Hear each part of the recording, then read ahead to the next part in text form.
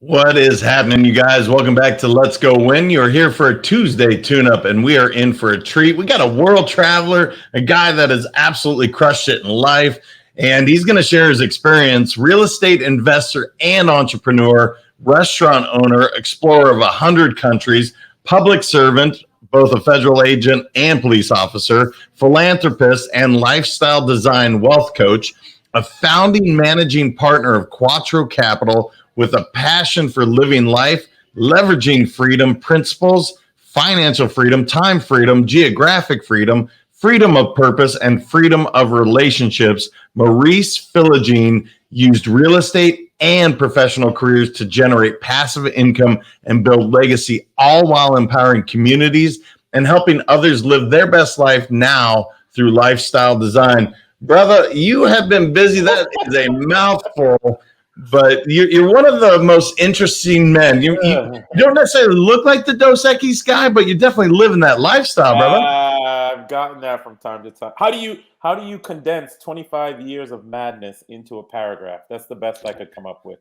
It's a pretty darn good paragraph. And why don't we start there, man? So you are a federal agent, a police officer, you're a servant, and you've done that, and you experience that, and then take us from there, man. Maybe there's a story prior to that, but how did you become so much of what you do? Because your freedom of life is remarkable.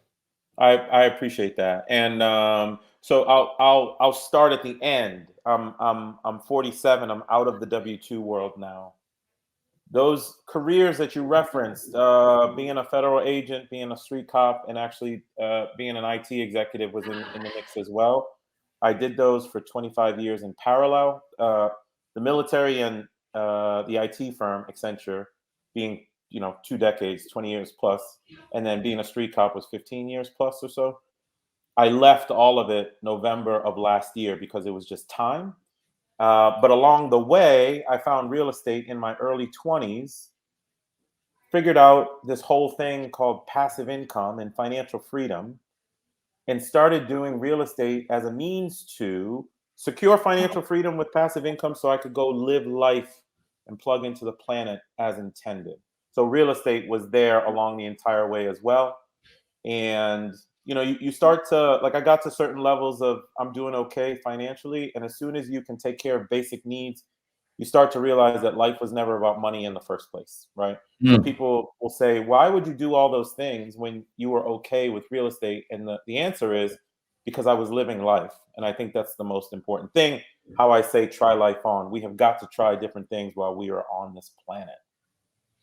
Yeah, man, that's one thing. I was fortunate enough to be on your show, and Yeah. you've experienced, man. I love that Mhm. try life on and how intentional you are about saying, "Look, I'm from wherever I'm from. The world's a whole lot bigger than just Yeah. that little spot on the map." Where did that come from, brother? What Yeah. were you always an adventurous soul, or where did that kind of come from? Yeah, thank you to Jean Philogene, my amazing father. You know what he did when I was 15? He sent me over to Paris, France to spend time with the exchange student who had stayed with us the previous year. So I'm talking high school years. This is 1990. I'll take you back a little bit. His dad, Francois, proceeded to take me and his son Matthew around the country for 30 days in an old green stick shift Range Rover.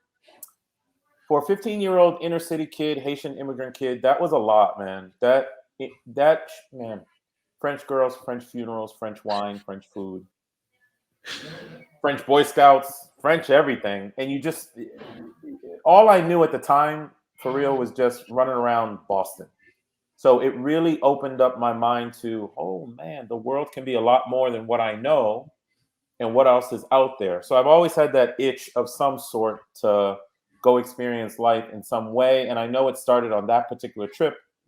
And then when I hit 21 and got out of college, it just blew up from there. No matter what I was doing, no matter where I was, no matter how much money I had or didn't have, I always took the time to go travel and immerse in culture. And I'm not talking about traveling as a tourist and going to see, tourist attractions and stuff. I'm talking about deep immersion, making meaningful relationships, investing time in local shop owners. So every time I would come back, they would always know who I am. And one of my claim to fame right now is pick one of 30 countries that I could probably name. If I go there, someone would be willing to pick me up. And that means a lot, right? But that all came from that original trip of my dad exposing me to the world. And that made me understand that you could do and be much more than what, the status quo told us we could. Yeah, it's interesting. Once that itch is scratched, if you will, it does open something up. Like when I studied over in the Netherlands, and then I was able to travel so much of Europe. Yeah. You just get to, as you said, and you submerge yourself, not just for a weekend. And look, do as much as you can, but once you do that, I don't know what happens other than you know that there's more, and you have to experience more. Talk to me about the real estate side, because Yeah. I think that's fascinating. You used my favorite F word in the world, which is freedom. It is my favorite F word. I use it constantly. I believe in it to my core. So talk to me about your real estate journey. Yeah. Because I think I've heard so many people say, real estate, real estate. And I remember sitting there listening to someone going like, okay, what the heck does that mean? So talk to me about that, brother, because I think it's fascinating how much freedom it's allowed you to have. It's important. And to be clear, like I did just say I worked 25 years at 3 careers. So it's not like I'm always running all over the place. What I figured out was to have freedom later and to get off that career highway where I wanted to, I needed to put assets on the table. I figured that out over time, because we can have a freedom-ish lifestyle nowadays, especially post-COVID. People are traveling around, working virtually and things of that nature. They have much more flexibility than we used to have. But especially when I started in 1997, that really wasn't going on. So real estate was my tool to get there. And that word is key. Real estate is just a tool. Like everyone's holding it up as this holy grail and all that. It is not. It is a tool to live life extremely well, build legacy for your family, achieve financial freedom, give affordable housing to people. That's why I love it. The way that I started was in 2002, I bought my first place to live. And sometimes luck matters, because when I bought it in Alexandria, Virginia, it was the beginning of the real estate boom of the 2000s. So I buy this condo to live in, and the one next door, the exact same floor plan, sold for 30 grand more 3 months later. That kind of floored me. Called my father, as kids do, and he explained equity to me, which I knew nothing about, but it clicked. You're telling me that I made $30,000 without doing anything? It's like, yep. It's like, okay. So what do you do back then? You go to the library, because there was no Google, there was no Yahoo.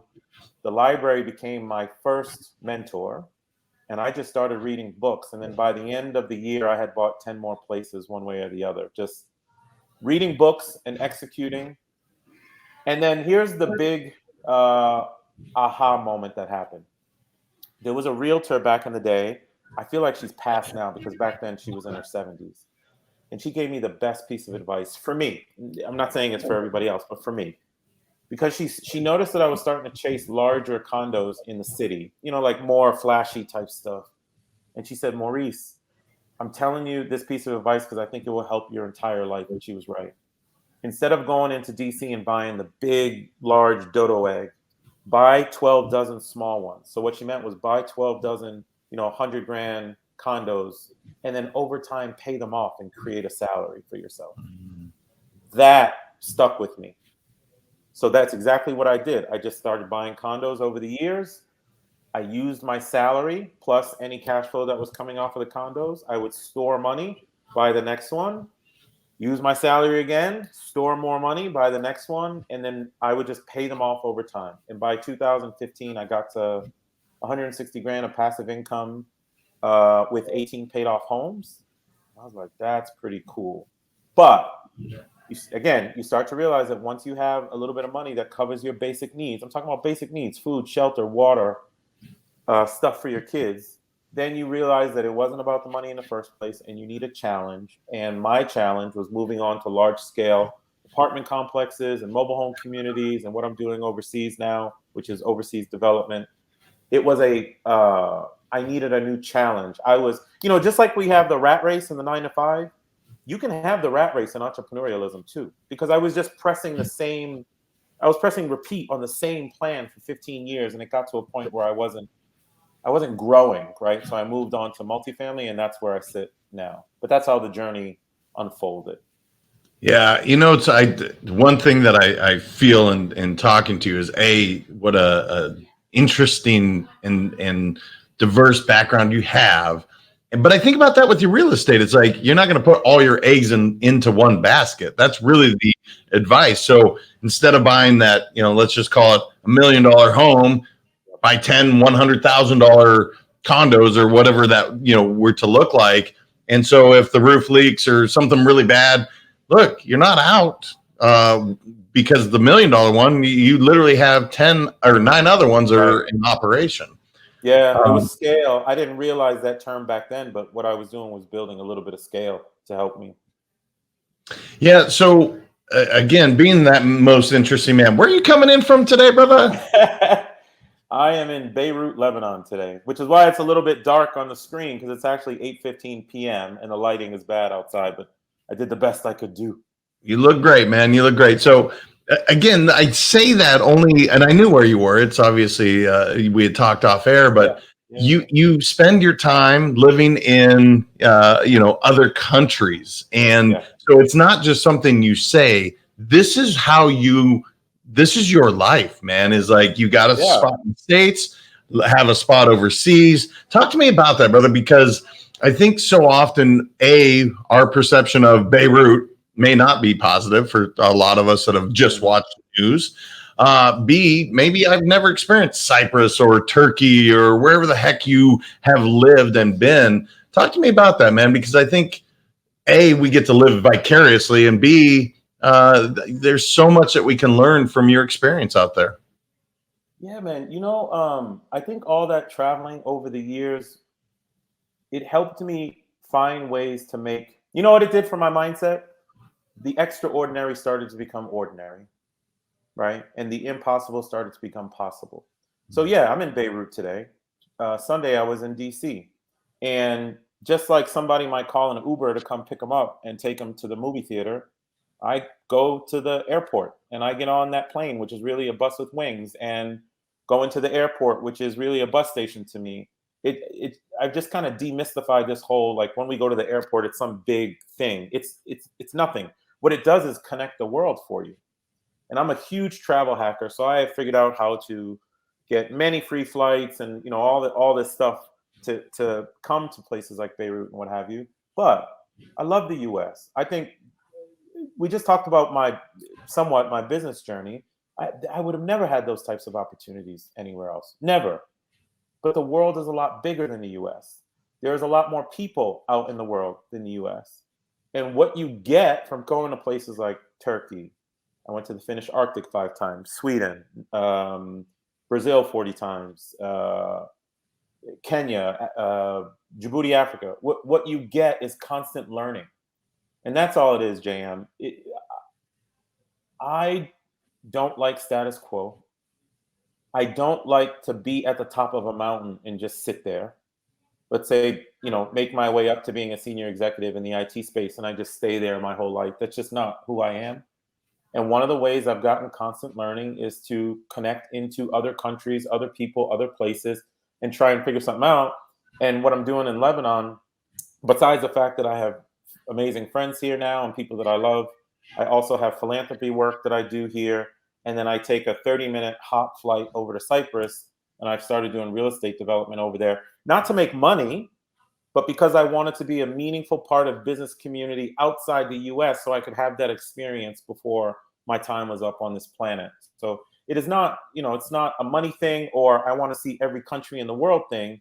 No, man, it's just that I want to have experiences and lifestyle and immerse and learn. Travel has helped that big time. And that's what I'm doing here in Beirut, man, doing something different and also trying to impact people. And When you do that, then you're on top when you can help people anywhere in the world. That's cool, brother. I mean, look, I don't know when I'll make it over there. I haven't yet, but I certainly plan on it. One of the things you mentioned earlier is that affordable housing was important to you, and Yeah. then the philanthropic part of you. Do those coincide? Do they go together, brother? Because when you said that, when you say something, somebody lights up. Yeah. When you said that, man, you could just see the sparkle about you. So, what is about affordable housing? Why is that so important to you? Because I grew up in it. You know, I grew up in it. It wasn't the best, and it could have been better. And I have an opportunity to provide that to people. And also, so in addition to that, I'm not a street cop anymore. I can't go bust in someone's house and yank a burglar out while the single mom is in there with her 2 kids, or save someone from a fire, or whatever. Same thing with the military. I don't have the opportunity to go serve our country in that manner anymore. And I'm a servant guy. I don't know. That's where I belong. That's why I picked up multiple careers like that, because it's just better to be out there helping people. I just didn't realize until 2016 or 17, when I got into multifamily, that real estate was another mechanism by which I could help people. And by that I mean, so Quattro Capital, and there are many operators out there, but specifically Quattro Capital, what we'll do, we'll go find an 80s or a 90s build apartment complex. People don't realize it, but those apartment complexes need to be renovated. If they weren't renovated, then people would still be living with puke green appliances from the late 70s and the 80s, right? So they have to get renovated over time. In fact, the federal government wants us to renovate that stuff. Otherwise, they go build projects. And we've seen that. That's not what we want. What we want is quality, affordable housing so the working class have somewhere good to call home. So I can go buy a complex, raise money from private investors and from a lending institution, execute a business plan to get the apartment complex from point A to point B.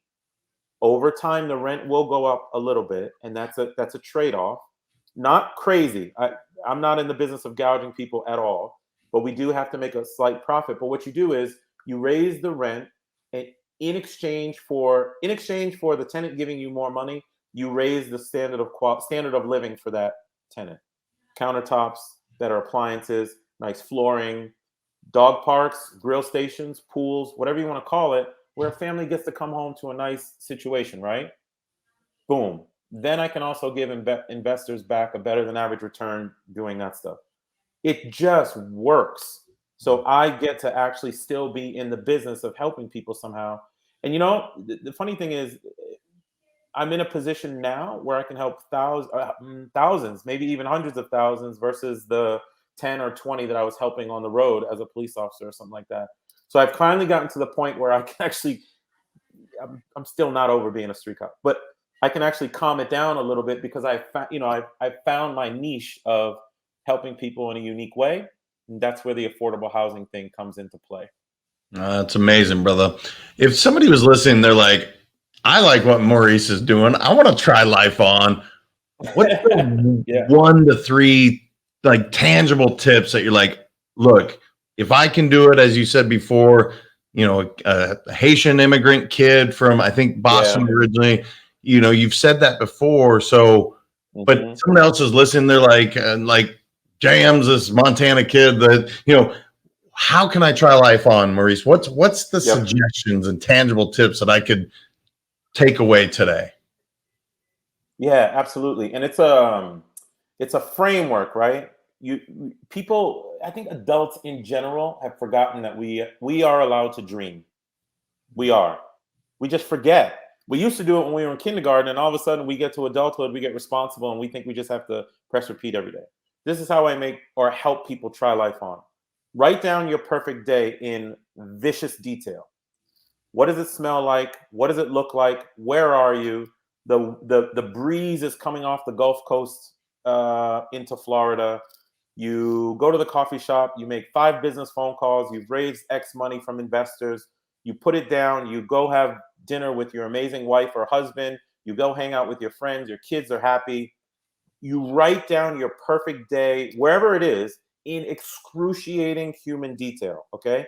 And 100% of the time when I get people to do that, they start smiling or crying.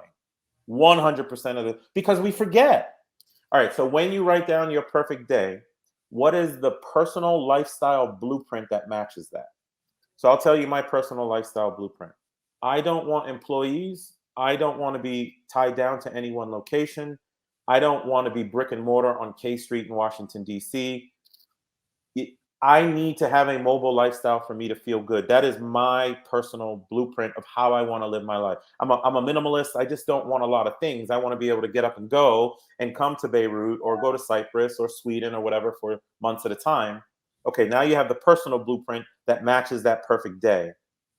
The business and employment blueprint comes right after that. Pick the job or the virtual job or build the business around that blueprint such that you have the ability to have that perfect day whenever you would like to. That's the key. And that's how I'm way over here in the Mediterranean. It's not that I live my perfect day every single day. That's impossible. It's that I have the framework by which I can pick up and go do amazing things around the world when I would like to. So I think that even people who leave the 9-to-5 and go be an entrepreneur, they start building a business and all they're doing is building another 9-to-5 they're going to be stuck doing every day. But if they can articulate those blueprints and then build the business or get the job to match it, then you have something totally different and you can go try life on whenever you want to. Yeah, it is a cool thing. I mean, I never said the perfect day the way you did, but I've done that, and it is amazing the emotions that you feel because our minds are so creative, right? And if you can dream it, you can achieve it. Maurice, if people wanted to learn more about what you're doing, where you're at, Quattro Capital, where's the best place to connect with you online, brother? Yeah, so a couple different places. Quattro Capital, we're an alternative investment firm. We help investors get better than average returns the way that I expressed to you. That's the Quattro Way, QUATTROWAY, thequattroway.com. Try Life On, I'm trying to help people do just that through coaching. So the website is trylifeon.com. I was doing one-on-one coaching for so long, but there's so much demand that I had to pull together group coaching because I just couldn't keep up with it. But I really believe in it. If you are interested in seeing the views and conversing of how all these things get done, LinkedIn by far. I am constantly active on LinkedIn, talking to people about my particular journey, how it applies to them, how I try life on, how I did 3 careers at the same time, how it all meshed. And then I demonstrate it pictorially. That's a word, pictorially, on Instagram so people can see where I am and what I'm doing. Any of those platforms. So LinkedIn and Instagram is just Maurice Philogene, and then you have trylifeon.com and thequattroway.com. That's brilliant. I love the saying. It's well done. And man, it's just so interesting. You lead an absolutely amazing life, and you're an amazing guy. So I want to thank you for taking the time, brother. I know it's hopefully you got dinner in. If not, maybe you get to go enjoy it after this. But man, right now, man. Yeah, I appreciate you coming on and just sharing. You're just such a cool guy. Thanks, JM. Thanks for having me, brother. It's truly my pleasure. You guys go check him out. I mean, quite literally, when I talk to him, he's in Cyprus and he's over here, and now he's in Lebanon and Beirut. It's like, it's amazing what his life looks like, and he created all that, and so can you. And I think that's what Maurice 100% will tell you, is you can as well. So you guys make sure to share this, get it out to people that want to live that lifestyle, want to be adventuresome. Have them go check out Maurice, have them check out Let's Go Win podcast. I appreciate you all. Remember, your mindset matters, and we will talk to you very soon. Thank you so much for listening. If this content is delivering value to you, please make sure to subscribe, rate, and review us. That helps us build this community, and that is what we are all about. Building this community as big as we can, helping as many people as we can, and deliver as much value as possible. Be sure to head over to letsgowinpodcast.com for information on my coaching courses, and make sure to follow us on Facebook, Instagram, and LinkedIn at Let's Go Win 365. Let's go win and transcend in life. This is the Let's Go Win podcast with your host, J.M. Ryerson.